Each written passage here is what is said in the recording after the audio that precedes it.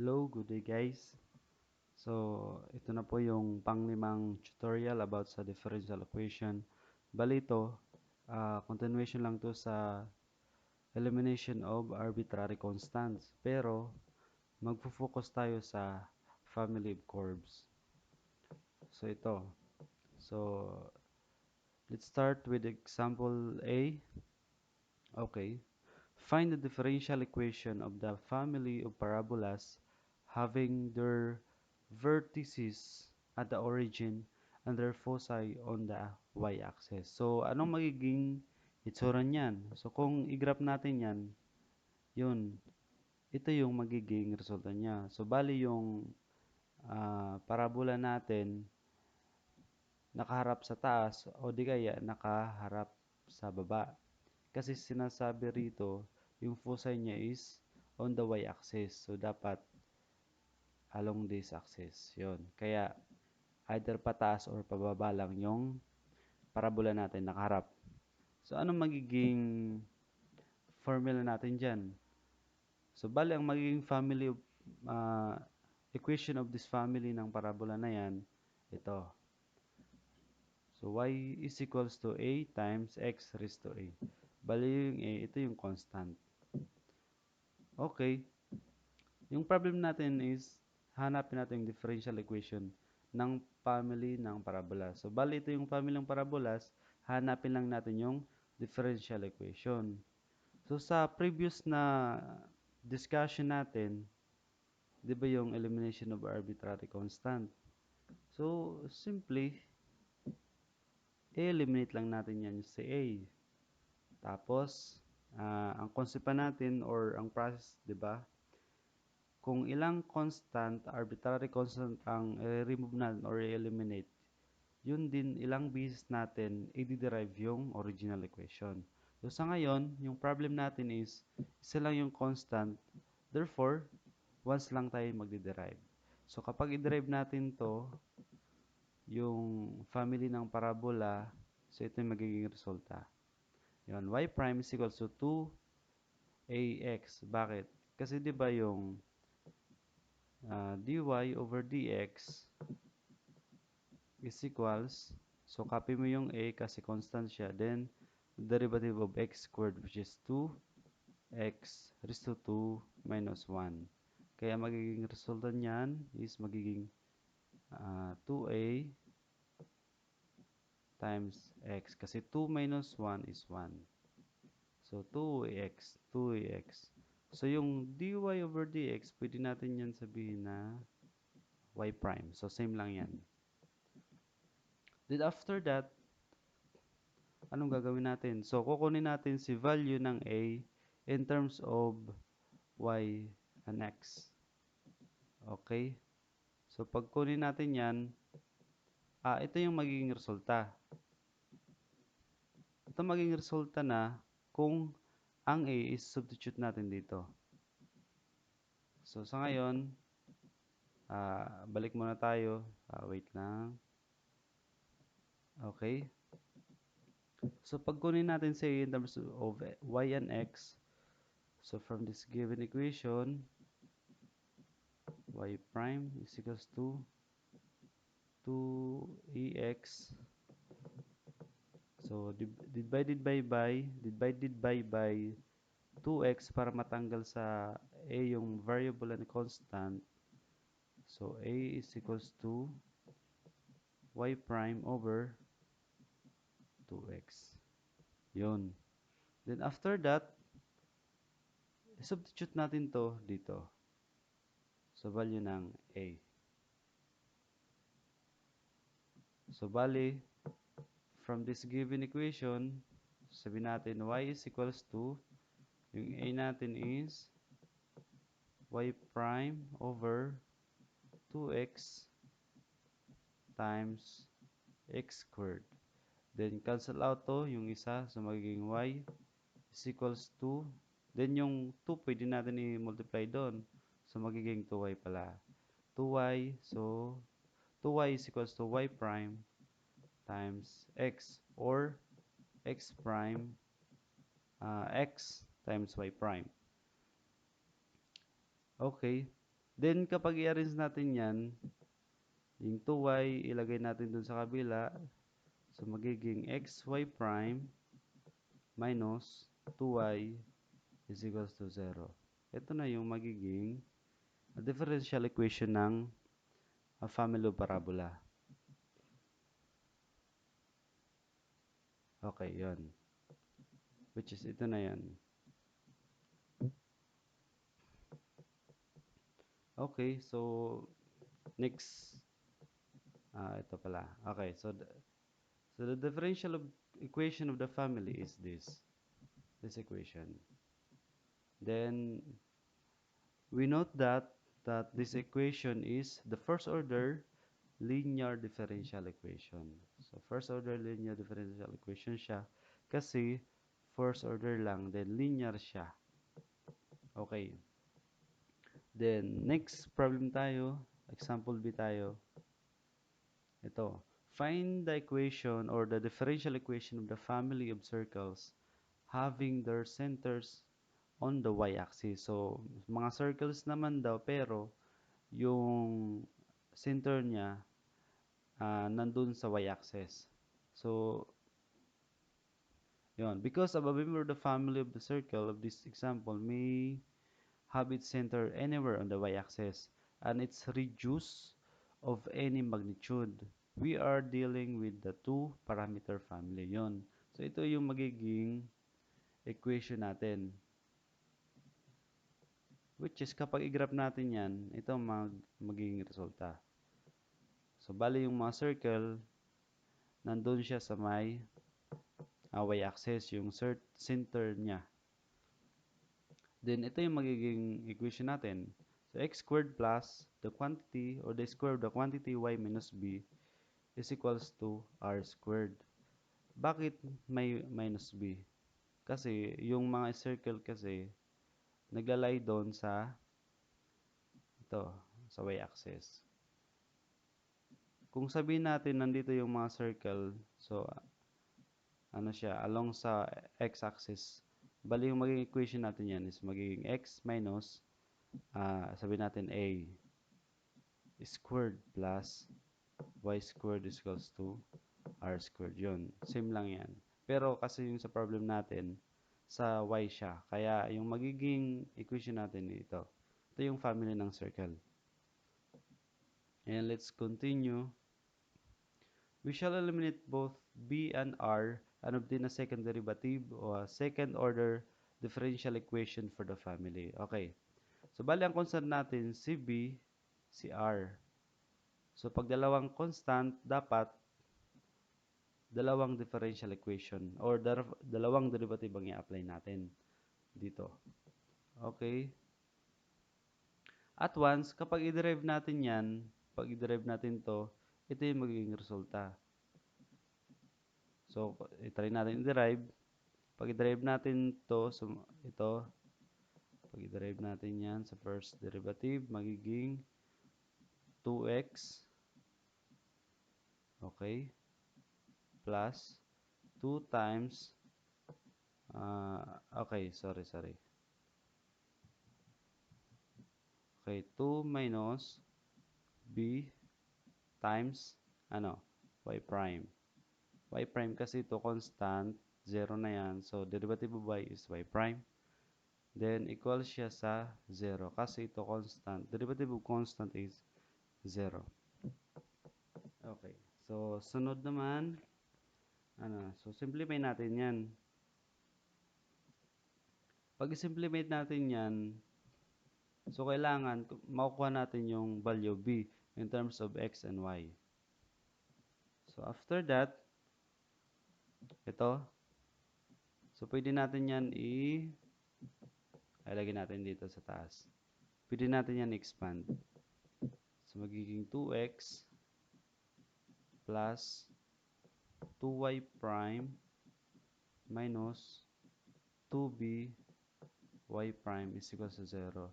Then, pwede natin yan tanggalin si 2 kasi mayroon lahat sila. So, ang magiging result is x plus y prime minus b y prime is equals to 0. Yon. So, kasi yung b yung kinukuha natin, pwede natin to ilagay sa kabila. So, magiging b is equals to x plus y prime over y prime. So, ito na yung magiging equivalent ng b natin. Which is, uh, after that, o pag ma-obtain natin yan, pwede na tayo mag-apply ng second derivative para maging 0 to, ma-cancel out. Okay? Delete ko muna to. Sana, delete ko muna to. Okay. Let's continue. Okay. Wait lang. So, from this given equation, yung derive natin, x, yung first derivative, mag-apply pa tayo ng second derivative para matanggal yung b. So, let's apply. First equation natin, yon. Derive natin, so second derivative yan. Sorry. Second derivative. So, magiging, okay, dito na tayo sa taas kasi mahaba ba yan. So, derivative of b is 0 equals, okay. So, derivative ng, ito, derivative ng with respect to x, yung, naalala pa ninyo, yung sa differential equation, yung uv, ano yan ang derivative? So, magiging, v times the derivative of u minus u times the derivative of v over the v squared. So, yun ang gagamitin natin. So, c squared as 0 is equals to, yung v natin is y prime, so magiging y prime squared. Then, yung v natin is y prime, okay? Y prime din, the derivative ng u. Yung u natin is ito. Ito, u is equals to x plus y prime. Then, cv is yung y prime. Then, ito, i-derive natin para makuha natin si du. So, x, derivative niyan is 1. Plus, okay, derivative ng product. So, another, ano naman yan? Derivative, si uv naman yan. uv. So, ang derivative niyan, pag-apply natin with respect to x, okay, so magiging u times the derivative of v plus v, the derivative of u. Okay, so let's continue. Ang u natin dito, ito si u, ito si v. Okay, so yun natin, y, derivative of y prime is y double prime plus, then yung v natin which is y prime times the derivative of y is y prime. Okay, minus, punta na tayo dito. Ito, si u. So, ang u natin is the quantity x plus y prime times the dv which is ang y prime, derive natin is magiging y double prime. Yon. Okay, magbura ako rito. Wait lang, mali. Ito. Bara muna. Then, continue tayo. Okay. Ito, pwede ako mag-cross multiplication rito. Then, ito, cancel out na to. So, 1 times itong quantity na to. Ito. So, copy ko lang. Oops. Ano yan? Nawala. So, ano yan? Sorry. So, bale, ang resulta nun is 0 is equals to y prime times y plus y double prime plus y prime, then minus the quantity x plus y times y prime times y double prime all over by y prime squared. Then cross multiplication tayo. So cancel out na to. 0 na yan. So magiging resulta niyan is y prime 1 plus. So ano ko na lang i-diretso, i-simplify mo na yung iba. So y times y double prime plus ito magiging y prime squared yan. Okay. Then minus, distribute ko na lang to. So magiging x double prime minus y prime, y double prime is equals to 0. Okay. Okay, delete ko muna to.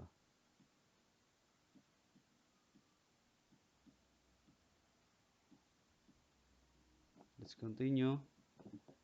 So ito is simplify ko na to. So magiging y prime plus y prime, y double prime plus y prime, the square of this y prime minus x y double prime minus y prime, y double prime is equal to 0. So ito, cancel out yan kasi positive and negative. So 0.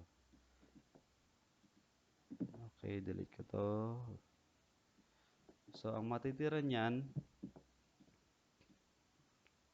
y prime plus y prime times y prime squared minus x y double prime is equals to 0. Okay. So pag i-arrange natin yan, pwede natin iuna yung double prime. So, pwede tayo mag-times ng negative 1 or divide 1. So, kahit ano dyan, okay lang yan. So, ang mangyayari is magiging positive x, y double prime, then magiging minus to. Magiging minus si negative, si y prime. Minus y prime, minus, ito kasi, isa, din dalawa, so magiging y prime cube na siya. Is equals to 0. So, ito na yung magiging differential equation ng family ng circle. Na yung mga center daw, along with or with the y-axis. Ito. So, ito yung magiging differential equation niya.